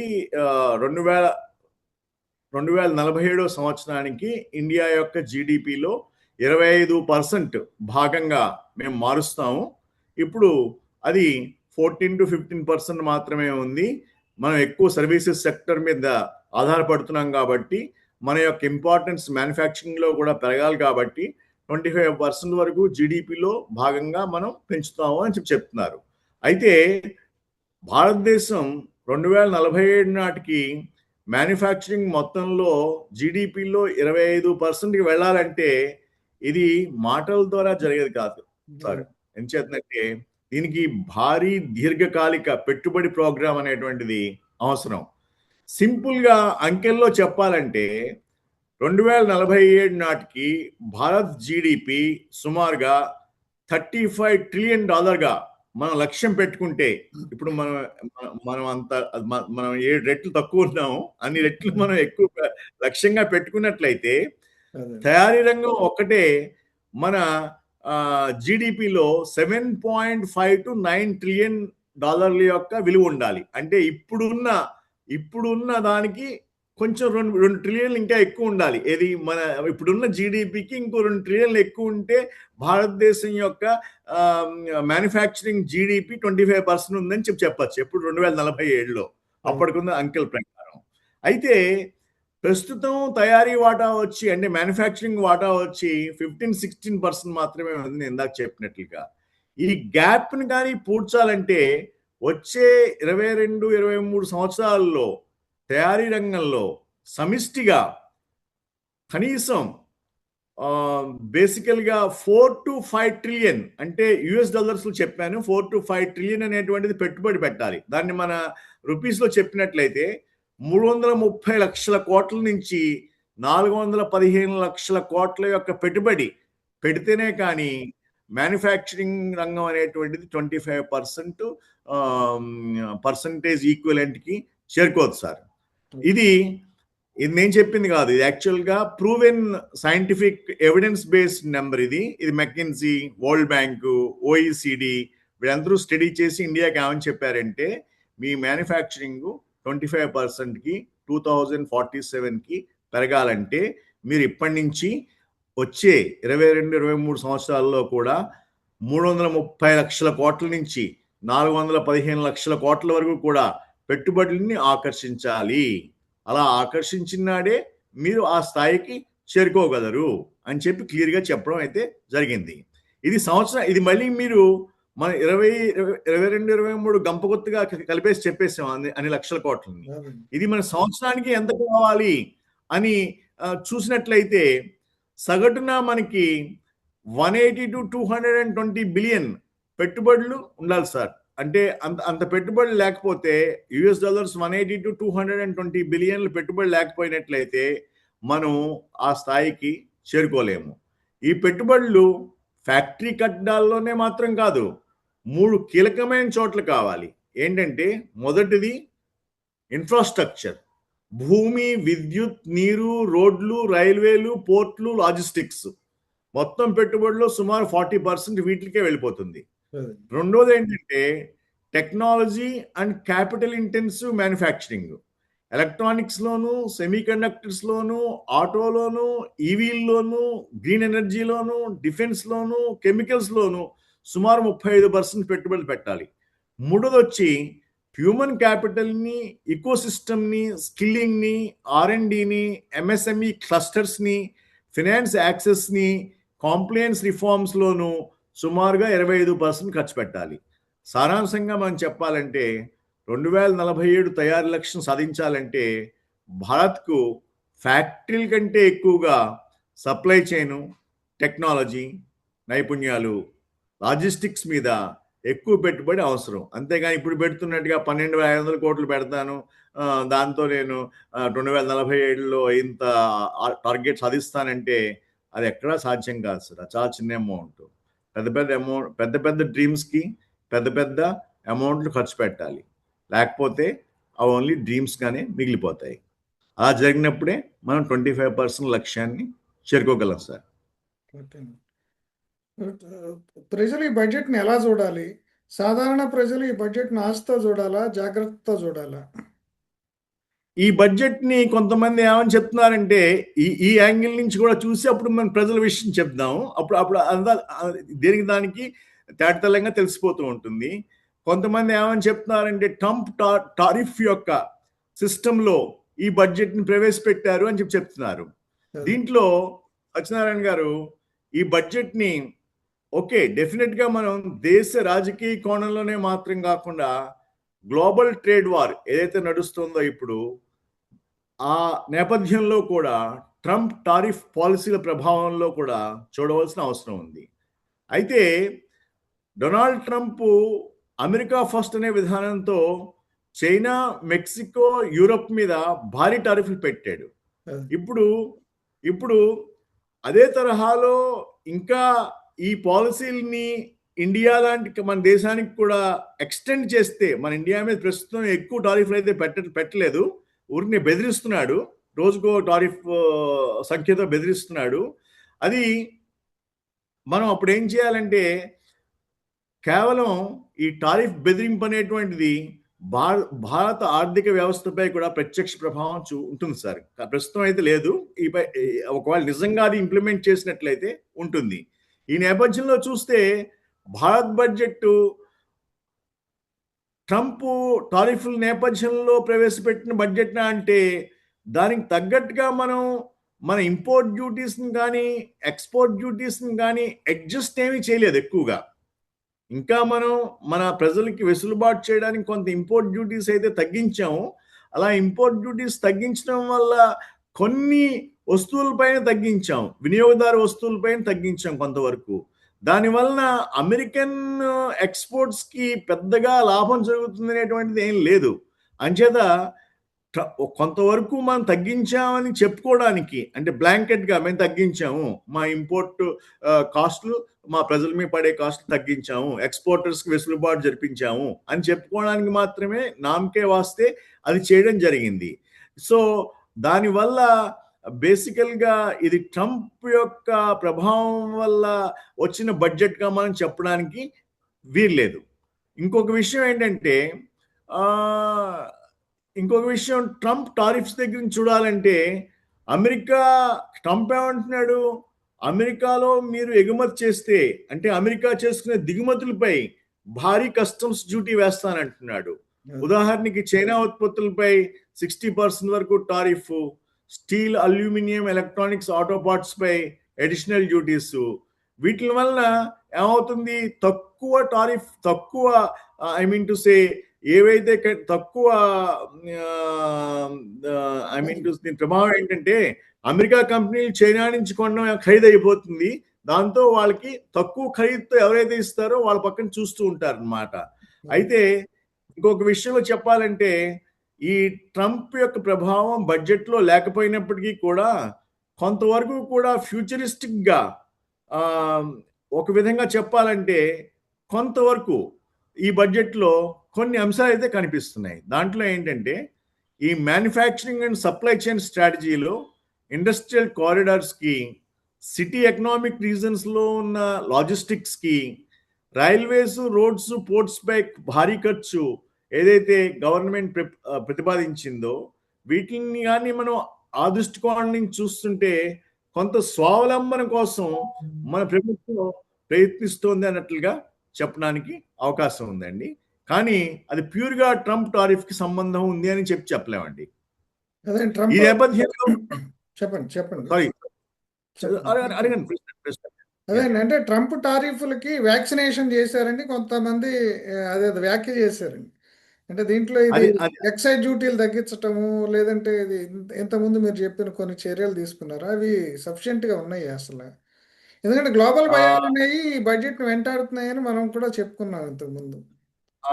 అది వ్యాక్సినేషన్ చేశారు అని చెప్పడానికి మనం అప్పుడు మనం చూడవలసిన విషయం ఏంటంటే, ఈ ట్రంప్ టారిఫ్ రెజిమ్ లో మన ఇండియన్ ఎక్స్పోర్ట్స్ యొక్క ప్లేస్ ఏంటి, ఇండియన్ ఎక్స్పోర్ట్స్ పెరగబోతున్నాయా, ఇండియన్ ఎక్స్పోర్ట్స్ తగ్గబోతున్నాయా, ఇండియన్ ఎక్స్పోర్ట్స్ కి ఎంకరేజ్మెంట్ ఉంటుందా అనేటువంటి ప్రశ్నకి మనం నేరుగా జవాబు చెప్పాల్సిన అవసరం ఉంటుంది. ఆ జవాబు పరంగా మనం చూసినట్లయితే, ట్రంప్ టారిఫ్స్ ఉన్నా లేకపోయినా కానీ కూడా అమెరికా మార్కెట్ అనేటువంటిది భారతదేశానికి కీలకం. ఈ బడ్జెట్లో లాజిస్టిక్స్ కాస్ట్ తగ్గించేందుకు రైల్, రోడ్ క్యాపెక్స్ అయితే పెంచారు ఇందాక నేను చెప్పినట్లుగా. అదేవిధంగా పోర్ట్స్, ఫ్రైట్ కారిడార్స్ ని ఇంకా పెంచుతున్నారు. అంటే ఏంటి, వాటిని లాజిస్టిక్స్ గా ఇంకా పెంచుతున్నారు. డిఫెన్స్, ఎలక్ట్రానిక్స్, ఆటో కాంపోనెంట్స్ పై పాలసీ పరంగా ఎక్కువ ధ్యాస పెడుతున్నారు. ఇవి కలిసి చూసినట్లయితే భారతదేశం నుంచి ఎగుమతులు పెరిగే సెక్టర్స్ ఫ్యూచర్లో ఏవైతే ఎక్కువగా ఉంటాయంటే అవి ఇంజనీరింగ్ గూడ్స్ ఉంటాయి, ఎలక్ట్రానిక్స్ ఉంటాయి, ఫార్మా అండ్ మెడికల్ డివైసెస్ ఉంటాయి, ఆటో కాంపోనెంట్స్ ఉంటాయి. అంటే ఈ బడ్జెట్లో ఎక్స్పోర్ట్ రెడీగా ఇండియన్ ఈ సెక్టర్స్ని రెడీ చేయడానికి ఇన్ఫ్రాస్ట్రక్చర్ పరంగా ఇండియన్ గవర్నమెంట్ ఖర్చు పెడుతోంది. అయితే దీని ఫలితం ఇమ్మీడియట్గా మనకి ఉండదన్నమాట. దీని ఫలితం over a period of time ఉండొచ్చు. అంచేత మనకి ఇమ్మీడియట్గా ఎక్స్పోర్ట్ టారిఫ్లకి తగ్గట్టుగా మన వస్తువుల్ని అమ్మడానికి వీలు పడదు. అలా చేసినట్లయితే మనం నష్టంలో పోతాయి, మన ఇండియన్ ఇండస్ట్రీ నష్టంలోకి పోతుంది. అంచేత ఆ గ్లోబల్ టారిఫ్స్కి అంటే ఇంక్లూడింగ్ అమెరికన్ టారిఫ్స్కి లోబడి మన ఇండియన్ వస్తువులను తయారు చేయాలంటే మన ఇండియాలో ఉన్న వస్తువులు తయారు చేసే మ్యానుఫ్యాక్చరర్స్కి కావాల్సిన వసతుల్ని కల్పించి వాళ్ళ కాస్ట్ ఆఫ్ ప్రొడక్షన్ తగ్గించినట్లయితే వాళ్ళకి ఎక్స్పోర్ట్ కాస్ట్ కూడా తగ్గుతుంది. కాబట్టి అప్పుడు వాళ్ళు కంపీట్ చేయగలుగుతారు. కాబట్టి వాళ్ళకి కావాల్సిన సహాయాన్ని గవర్నమెంట్ ఈ సంవత్సరం నుంచి ఇనిషియేట్ చేయడం అనేటువంటిది జరిగింది. అయితే ఈ ఎలొకేషన్స్ తక్కువగా ఉన్నాయి, ఇంకా ఎక్కువ ఎలొకేషన్స్ జరగాలి తొందరగా మన వాళ్ళు కంపీట్ చేయాలంటే. But over a period of time మన వాళ్ళు కంపీట్ చేయగలరు అని చెప్పి మనం చెప్పచ్చు అనమాట, ఎంత టారిఫ్లు పెట్టినప్పటికీ కూడా. ఆ నేపథ్యంలో కూడా ఇండియా ప్రిపేర్ అవుతోంది కొంతవరకు అని చెప్పి చెప్పడానికి బడ్జెట్ ఒక ఒక స్టార్టింగ్ గా బిగినింగ్ గా మనం చెప్పాలి. అదే లాస్ట్ క్వశ్చన్ అండి. ఇప్పుడు ఈ దీంట్లో ఈ మధ్యలో రేర్ ఎర్త్స్ గురించి కూడా ప్రస్తావించారండి. రేర్ ఎర్త్స్ ని ఎక్స్ప్లోర్ చేయడానికి ఒరిస్సా, ఆంధ్రప్రదేశ్, తమిళనాడు, కేరళ ఈ రాష్ట్రాల్లో కూడా కొంత ప్రయత్నాలు చేస్తాం అనేది చెప్పారు. ఇప్పుడు దాకా మన రేర్ ఎర్త్స్కి ఇంకోళ్ళ మీద ఆధారపడటం అదొకటి. ఏఐకి సంబంధించిన ప్రస్తావన కూడా ఉంది. అదే ఈ రెండు లేటెస్ట్ అంశాలు ప్రపంచవ్యాప్తంగా ఎక్కువగా హెడ్లైన్లో కనపడుతున్న అంశాలు కాబట్టి వీళ్ళు కూడా శీర్షికను అట్లా చూద్దాం అట్రాక్టివ్ గానీ చేశారంటారా? నిజంగా సాధ్యమవుతుందంటారా?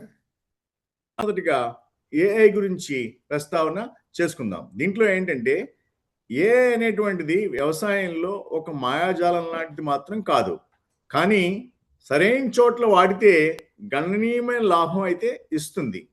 ఈరోజు వాస్తవంగా ఉపయోగపడుతున్న ప్రాంతాలు 4 ఉన్నాయండి వ్యవసాయంలో ఏఐ ద్వారా. అవేంటంటే, ఒకటి పంట అంచనా, ఈల్డ్ ప్రిడిక్షన్ అనేటువంటిది ఏఐ ద్వారా జరుగుతూ వస్తుంది. ఇంకోటి వాతావరణ నీటి నిర్వహణ అనేటువంటిది కూడా ఏఐ ద్వారా జరుగుతూ వస్తుంది. పురుగు రోగాలు గుర్తింపు అనేటువంటిది కూడా ఏఐ ద్వారా జరుగుతూ వస్తుంది. నాలుగోది మార్కెట్ ధర అంచనా కూడా ఏఐ ద్వారా జరుగుతూ వస్తుంది. అయితే ఏఐ వీటిల్లో ఉపయోగపడుతుంది అన్నమాట. ఏ విధంగా అంటే ఉపగ్రహ చిత్రాలు, డ్రోన్ డేటా, మట్టి సెన్సర్లు, వాతావరణ సమాచారం ఇవన్నీ కలిపి ఏఐ పంట ఆరోగ్యం, నీటి అవసరం, ఎప్పుడు పిచికారీ చేయాలి వంటి నిర్ణయాల్లో రైతులకి ఇది సహాయం చేస్తుంది. దీనివల్ల నీరు, ఎరువులు, పురుగుల మందు ఖర్చు తగ్గి ఉత్పాదకత అయితే 10 నుంచి 20% వరకు కొన్ని ప్రాంతాల్లో పెరిగిన ఎవిడెన్స్ బేస్డ్ స్టడీస్ కూడా అనుభవం కొద్దీ ప్రాజెక్ట్ వైజ్ మనకి చెప్తూ ఉన్నాయి. అయితే గ్రౌండ్ రియాలిటీ చెప్పాలంటే చిన్న రైతులకి ఈ డేటా లభ్యత, కనెక్టివిటీ, ఖర్చు అనేటువంటివి ప్రధాన అడ్డంకులుగా ఉన్నాయి. ఏ యాప్ ఉన్న సరైన మట్టి, వాతావరణం డేటా లేకపోయినట్లయితే ఫలితం లేదు. అలాగే ఏ సలహా మనిషి అనుభవానికి ప్రత్యామ్నాయం కాదు, అది సహాయం మాత్రమే. కాబట్టి ఏ వ్యవసాయంలో విజయం అంటే ఒక యాప్ అద్భుతం కాదు, నీటి మౌలిక వస్తువులు, ఎక్స్టెన్షన్ సేవలు, రైతు శిక్షణలతో కలిపి అవి అమలు చేసినప్పుడు మాత్రమే నిజమైన మార్పు వస్తుంది. సారాంశంగా ఏ వ్యవసాయానికి భవిష్యత్ సాధనం. కానీ ఏ విషయంలో ఏవైతే నీటి మౌలిక వస్తువులు, ఎక్స్టెన్షన్ సేవలు, రైతు శిక్షణలు కలిపి అమలు చేయడానికి కావలసిన బడ్జెట్ ఎలోకేషన్ మాత్రం ఈ బడ్జెట్లో జరగలేదు. కానీ ఏని మాత్రం ఉపయోగిస్తాము అగ్రికల్చర్లో అని చెప్పడం అయితే జరిగింది. ఒకవేళ వచ్చే బడ్జెట్లో ఈ ఎలోకేషన్ జరుగుతుందేమో మనం వేచి చూడవలసిన అవసరం ఉంది సార్. అంతేకాకుండా మీరు అడిగిన ప్రశ్న ఏంటంటే, రేర్ ఎర్త్స్ విషయంలో ఈ బడ్జెట్లో ప్రస్తావన ఏంటి అని మీరు ప్రశ్న వేశారు. ఈ రేర్ ఎర్త్స్ విషయంలో ముఖ్యంగా ఇది ఏపీ, ఒరిస్సా గురించి కూడా మీరు ప్రస్తావించారు. యాక్చువల్గా దీంట్లో మనం చూసినట్లయితే భారత్ బడ్జెట్లో రేర్ ఎర్త్స్ అనేది ప్రత్యేకంగా ఒక లైన్ ఐటమ్గా లేదు. కానీ క్రిటికల్ మినరల్స్ ఈకోసిస్టమ్కి ఈవీలు అంటే ఎలక్ట్రిక్ వెహికల్స్, బ్యాటరీ, వాటికి కావాల్సిన బ్యాటరీస్, అడ్వాన్స్డ్ మ్యానుఫ్యాక్చరింగ్కు ఇచ్చేటువంటి incentives, duty exemptions, infrastructure expenditure, industrial corridors మరియు పాలసీ లెవెల్ మార్గదర్శకాలు 3 రాష్ట్రాల వరకు, అంటే ప్రత్యేకంగా ఆంధ్రప్రదేశ్ మరియు ఒరిస్సా వంటి మినరల్ రిచ్ ప్రాంతాల కోసం రేర్ సంబంధిత పరిశోధన, పరిశ్రమ విలువ, వాటి యొక్క డిపాజిట్స్ గురించి మరియు వాటి యొక్క ఎగుమతి అవకాశాల గురించి ప్రోత్సాహాన్ని అయితే ఇస్తామని చెప్పి ఈ బడ్జెట్ లో ఒక పాసింగ్ రిఫరెన్స్ గా చెప్పడం అయితే జరిగింది సార్. అంటే అర్థం ఏంటంటే ఈ డిపాజిట్స్ ని మీరు ఉన్నాయని కనుక్కోండి, ఇవి ఉన్నట్లయితే వీటిని ప్రోత్సాహం చేయడానికి మేము ఉన్నాము అని చెప్పారు. ఇది భారతదేశాన్ని global critical mineral supply chain లో ఒక పెద్ద సప్లయర్ గా చూడడం అనేటువంటిది ఒక చూసే యోజనగా మనం చెప్పకూడదు, కానీ ఇది ఒక పాసింగ్ రిఫరెన్స్ గా ఎంకరేజ్మెంట్ కోసం చేసిన ఒక ఏమని చెప్పాలంటే క్రిటికల్ మినరల్ ఇకోసిస్టమ్ కి సంబంధించిన అనౌన్స్మెంట్ గా మనం చూడొచ్చు సార్. ఓకే, ఇంకొకటి అండి, మధ్యలో జీసీసీలో డేటా సెంటర్ల ప్రస్తావన కూడా వచ్చినట్టుంది అండి, ఒక వాక్యంలో చెప్పండి వాటికి సంబంధించి అయితే ప్రోత్సాహకాలు. ఇందాక మీకు చెప్పినట్లుగానే జీసీసీలు, డేటా సెంటర్లు దేనికంటే మన అగ్రికల్చర్ తర్వాత ఏఐకి ఉపయోగపడే నేపథ్యంలోనూ ఎంతవరకు వాటిని మన దేశంలో ఉపయోగించుకోగలము. ఎందుచేతంటే మన అగ్రికల్చరల్ ఆధారిత దేశం కాబట్టి. అంటే అర్థం ఏంటంటే మన 70% to 80% పీపుల్ అగ్రికల్చర్ ఆధారంగానే బతుకుతూ ఉంటారు. అంచేత ఆ నేపథ్యంలో ఈ ఏఐ ఎంతవరకు వీటికి మన అగ్రికల్చర్కి ఉపయోగపడగలదు అనేటువంటి నేపథ్యంలో ఈ జీసీసీలు, గ్లోబల్ క్యాపబిలిటీ సెంటర్స్ ద్వారా ఎవరైతే ఎంఎన్సీస్ మన దేశంలో ఈ సెంటర్స్ పెట్టడానికి ముందుకు వస్తున్నారో వాళ్ళు మన దేశంలో ఉన్న అగ్రికల్చర్ కంప్లీట్ గా సమూలంగా విశ్లేషించి మన రైతులకి ఎంతవరకు ఉపయోగపడగలరు అనేటువంటి ఒక లాంగ్ టర్మ్ ప్లానింగ్ అయితే ఉంది. కానీ మొట్టమొదట మనకి ఆ జీసీసీస్ అయితే రావాలి. ఈ ఏఐ వాళ్ళు స్టార్ట్ చేసి ఈ ఏఐ ఆధారిత సామూహిక ఈ ఏఐ ఎడ్యుకేషన్ ని మన వ్యవసాయదారులతో కలిసి ఇంట్రడ్యూస్ చేయడానికి వాళ్ళైతే మొట్టమొదటి ఇండియాలో సెంటర్స్ పెట్టాలి, డేటాలు కలెక్ట్ చేయాలి, శాటిలైట్స్ ప్రవేశపెట్టాలి, వాటి ద్వారా కంటిన్యూస్ శాటిలైట్స్ నడుస్తూ ఉండాలి. అప్పుడు ఇవన్నీ కూడా ముందుకెళ్తాయి. కానీ జీసీసీకి డేటా సెంటర్లకి కొన్ని ట్యాక్స్ కన్సెషన్స్ ఏదో ప్రకటించినట్టున్నారు. అవును, ట్యాక్స్ కన్సెషన్స్ ప్రకటించారు. అది పెద్ద ట్యాక్స్ కన్సెషన్ కింద మనం చూడలేము. అంటే ఏంటంటే ఇన్సెంటివ్స్ కింద ఇస్తామని చెప్పారు అనమాట. ఎవరైనా ముందుకు వచ్చినట్లయితే వాళ్ళకి కొన్ని ఇన్సెంటివ్స్, ఇన్వెస్ట్మెంట్ ఇన్సెంటివ్స్ కింద ఇస్తామని చెప్పారు. ఆ ఇన్వెస్ట్మెంట్ ఇన్సెంటివ్స్ ఈ పెద్ద డేటా సెంటర్లకి, పెద్ద జీసీసీలకి అవి పెద్ద అమౌంట్స్ కాకపోయినప్పటికీ కూడా కొంతవరకు అవి కూడా ఉపయోగపడవు. బట్ కానీ కొంత ఎంకరేజ్మెంట్ కింద మేము కూడా ఉన్నాము అన్నట్లుగా చెప్పింది గవర్నమెంట్. అది పాజిటివ్ గానే మనం చూడవలసిన అవసరం ఉంది. అంటే ఇవాళ బడ్జెట్ కి స్టాక్ మార్కెట్ స్పందన చూస్తే స్టాక్ మార్కెట్ పడిపోయింది. అంటే కార్పొరేట్లు లేదంటే ఇప్పుడు ఎఫ్ఐలు కూడా వెనక్కి వెళ్ళిపోతున్నాయి అన్నారు. వీళ్ళందరూ సరిగ్గా స్పందించలేదంటారు. అంటే వీళ్ళందరికీ బడ్జెట్ పట్ల సానుకూల దృక్పథం లేదంటారు మార్కెట్. అవునండి, అంటే ఈ బడ్జెట్ మనం ఒక విధంగా చూసినట్లయితే మార్కెట్ ఫ్రెండ్లీగా ప్రజెంట్ చేయబడలేదు. అదేవిధంగా మార్కెట్ కూడా పెద్ద షాక్ అయితే లేదు. కానీ మార్కెట్ నుంచి మనిషికి పాకెట్లో డబ్బు వచ్చేటట్లుగా కూడా దీంట్లో అనౌన్స్మెంట్స్ లేవు. ఆ కారణాలు ఎలా చెప్పాలంటే ఫిస్కల్ డెఫిసిట్ అనేటువంటిది మీరు ఇందాక ఫస్ట్ లో అడిగారు. Fiscal deficit 4.3% తగ్గించామన్నారు. కానీ అప్పు చూస్తే ఇంకా ఎక్కువే ఉంది, ఎక్కువ పెరిగింది ఈ సంవత్సరం. ఆ అప్పు పెరగడంతో, ఇంట్రెస్ట్ రేట్ పెరగడంతో, ఇంట్రెస్ట్ కూడా అప్పు ద్వారానే చెల్లించడంతో ఈ 4.3% అనేటువంటిది ఒక మిథ్గా, ఒక మిథ్యగా మిగిలిపోయింది, కానీ అది మార్కెట్కి పాజిటివిటీ అనేటువంటిది రప్పించలేకపోయింది అనమాట. తర్వాత పెద్దగా కొత్త పన్నులైతే ఏమీ లేవు, నెగిటివ్ షాక్స్ ఏం లేవని చెప్పాలి. కానీ ట్యాక్స్ కట్స్, పెద్ద రిఫార్మ్స్ కూడా ఏం లేవు. ఇవి ర్యాలీకి ఎక్కువగా ఇంధనంగా ఉపయోగపడతాయి. ఏమిటి? ట్యాక్స్ కట్స్, తర్వాత రిఫార్మ్స్ తాలూకు అనౌన్స్మెంట్స్ ఏవైనా ఉంటే అది ఎక్కువ మార్కెట్కి అప్ సైడ్ తీసుకురావడానికి ఉపయోగపడతాయి. అందుకే మార్కెట్ స్పందన ఇవాళ ఎలా ఉందంటే సెలెక్టివ్ మూవ్స్ అయితే ఉన్నాయి, కానీ బ్రాడ్ బేస్డ్ బుల్ రన్ అయితే మాత్రం మార్కెట్లో మనకు కనిపించలేదు.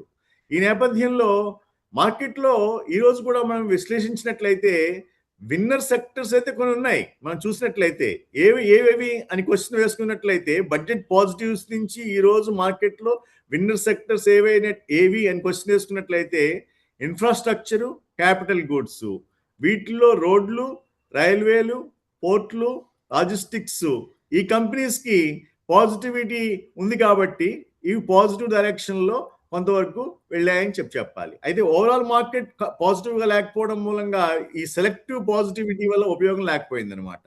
ఇంకోటి ఏంటంటే ఈపీసీ కంపెనీలు, సిమెంటు, స్టీల్, క్యాపిటల్ గూడ్స్, వీటికి ఆర్డర్ ఫ్లో మీకు ఇందాక చెప్పినట్లుగా రోడ్లు మీద బడ్జెట్ కొంచెం వరకు బాగా ఉండడం వల్ల వీటికి ఆర్డర్ ఫ్లో కంటిన్యూ అయ్యే అవకాశం ఉంది.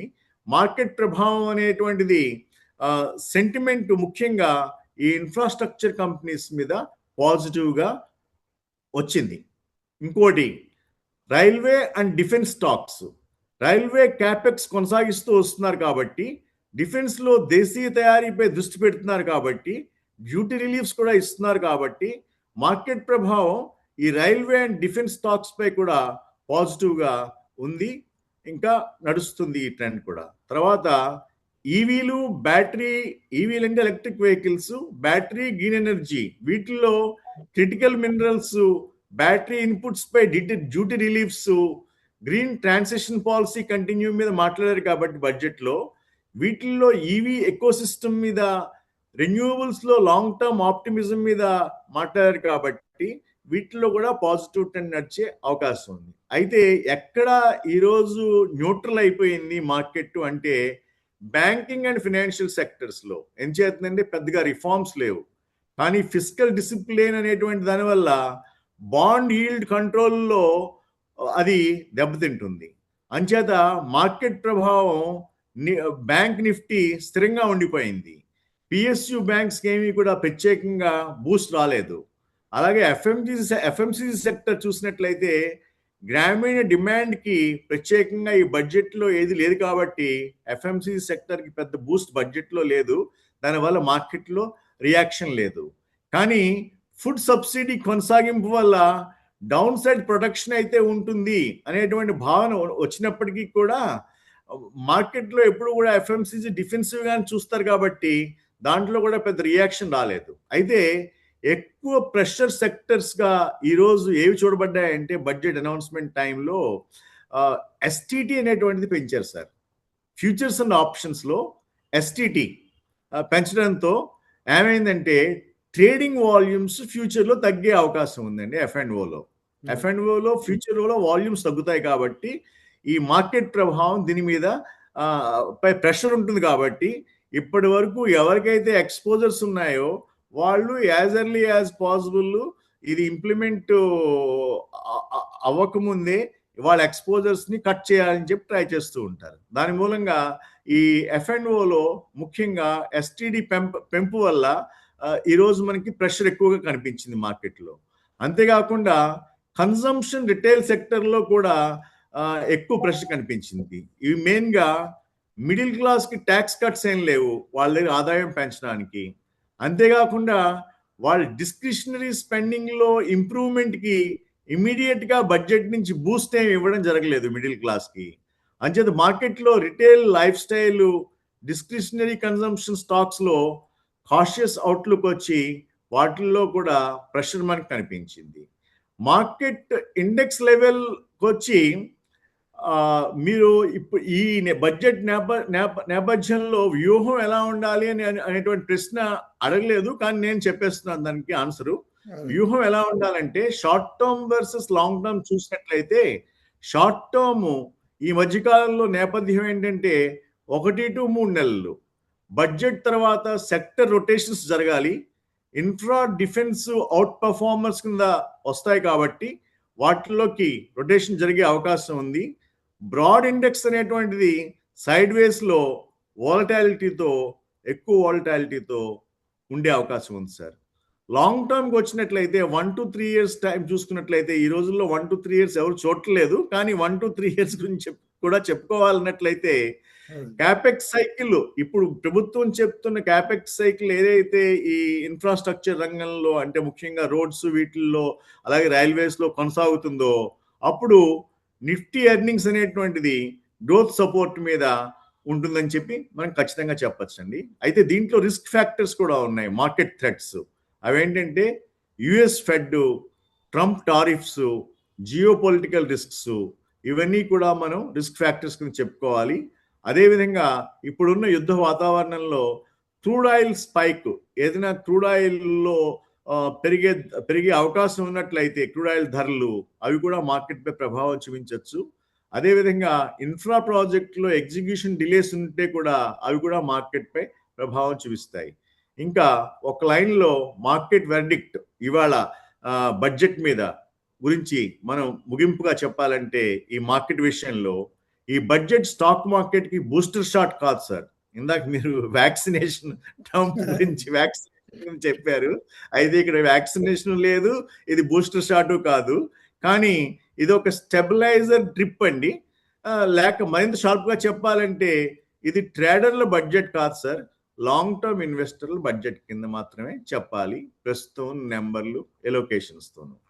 సో అదొక విషయం అయినట్లయితే ఇంకొక ప్రశ్న ఏంటంటే మీది స్వాట్, ఈ బడ్జెట్ ని క్లుప్తంగా మీరు ఒక స్వాట్ చెప్పండి. స్ట్రెంగ్స్, వీక్నెసెస్, ఆపర్చునిటీస్, థ్రెట్స్ క్లుప్తంగా సంక్షిప్తంగా ఏంటంటే స్ట్రెంగ్స్ గురించి మాట్లాడాలంటే బలం ఏంటంటే ఈ బడ్జెట్లో మౌలిక వసతులపై అంటే ముఖ్యంగా రోడ్లు, రైల్వేలు, పోర్ట్లు వీటిపై ఎలొకేషన్స్ బాగున్నాయి అని చెప్పచ్చు. ఇంకోటి ఏంటంటే ఫిస్కల్ డిసిప్లిన్ మిత్ అయినప్పటికీ కూడా తగ్గించుతాము 4.3%కి అనేటువంటి ఇంటెన్షన్ని అంతర్జాతీయ ఇన్వెస్టర్లకి చూపించారు. అది ఎంతవరకు వారు నమ్ముతారనేటువంటిది వాళ్ళ డిస్కషన్కే వదిలేద్దాం. ప్రస్తుతం ఉన్న అప్పుల అట్మాస్ఫియర్లోను, ఇంట్రెస్ట్ చెల్లింపవలసిన అట్మాస్ఫియర్లోను. ఇంకోటి పాజిటివ్ వచ్చి ఏంటంటే సార్ సబ్సిడీలు మేము నియంత్రిస్తున్నాము అని అన్నప్పటికీ కూడా ఫ్రీబీస్ నేమ్ తీసేసేసి టార్గెటెడ్ సపోర్ట్ అని నేమ్ పెట్టారు సార్. ఫ్రీబీస్ నేమ్ తీసేసారు, టార్గెటెడ్ సపోర్ట్ అని పెట్టారు. సో ఈ టార్గెటెడ్ సపోర్ట్ ని నేమ్ మార్చేస్తే అది ఫ్రీబీస్ కాదా అనేటువంటి డిస్కషన్తో చూడరా ప్రజలు, లేకపోతే ఇన్వెస్టర్లు చూడరా? దీన్ని బలం కింద టార్గెటెడ్ సపోర్ట్ అనే దాన్ని బలం కింద చూస్తారా అనేటువంటిది ఆ ఇన్వెస్టర్ల యొక్క విజ్ఞత మీద ఆధారపడి ఉంటుంది సార్. దాన్ని కూడా ఒక విధంగా బలంగా చెప్పాలంటే కనుక.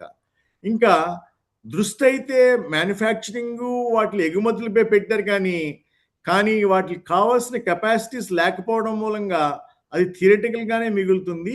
కానీ ఆ థియరిటికల్ గా మనకి బలం ఉన్నట్టుగా చెప్పినట్టుగా చెప్పారు. ఇంకా బలహీనతలు ఏంటంటే వీక్నెసెస్, ఈ బడ్జెట్ యొక్క వీక్నెసెస్ ఏంటంటే మధ్యతరగతికి ప్రత్యక్ష ట్యాక్స్ రిలీఫ్స్ అనేటువంటివి ఏం లేదు. ఇంకో విషయం ఏంటంటే ఆరోగ్యం, విద్యపై ఖర్చు శాతం చాలా తక్కువగా ఉంది. ఈ బడ్జెట్లో ఇంట్రెస్ట్ భారం ఎక్కువగా ఉంది.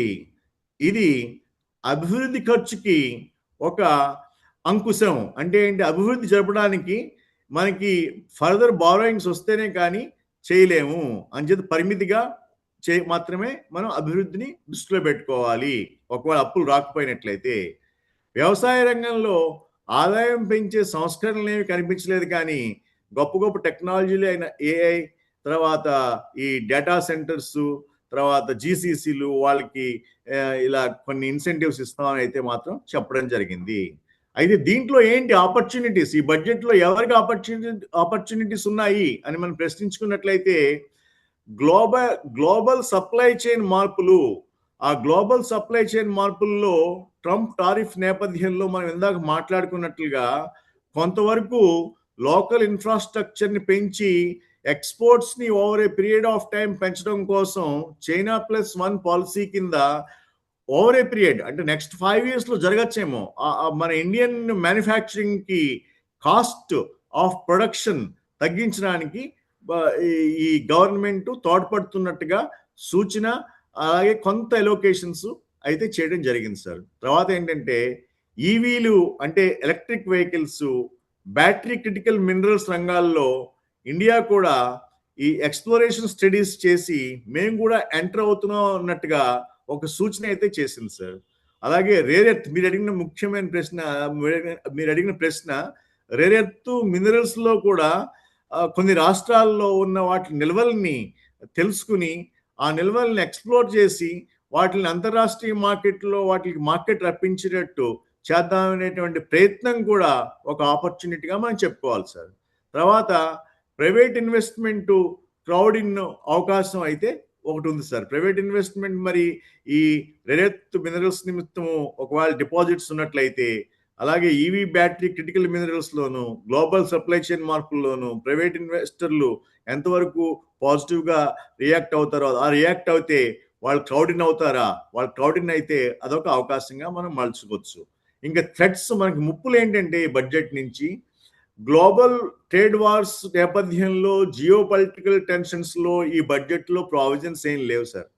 తర్వాత మౌలిక వసతులు అమలు అనేటువంటిది ఆలస్యం అయ్యే అవకాశం ఉంది. ఎందుచేతంటే అది అప్పుల మీద ఆధారితం కాబట్టి. అలాగే ద్రవ్యోల్బణం పెరిగితే సబ్సిడీల యొక్క భారం మళ్ళీ పెరిగే ప్రమాదం ఉంది. అందుచేత ఏదైతే డెవలప్మెంట్ క్యాపెక్స్ కోసం ఎలోకేట్ చేయబడిందో అది ఈ సబ్సిడీస్ కి ద్రవ్యోల్బణం పెరిగితే మళ్లించే అవకాశం కూడా ఉంది సార్. ఇంకా ఉద్యోగాలు సృష్టించడంలో ఆలస్యం అనేటువంటిది మన దేశంలో ఎప్పుడూ రెగ్యులర్ గా వస్తూనే ఉన్నప్పటికీ కూడా సామాజిక అసంతృప్తి అనేటువంటిది ఇంకా పెరిగే అవకాశం కూడా ఉంది. అదొక ముప్పుగా భావించాలి. ఇది మెయిన్ గా ఓవరాల్ గా swat summary of our budget sir. Okay, thank you sir.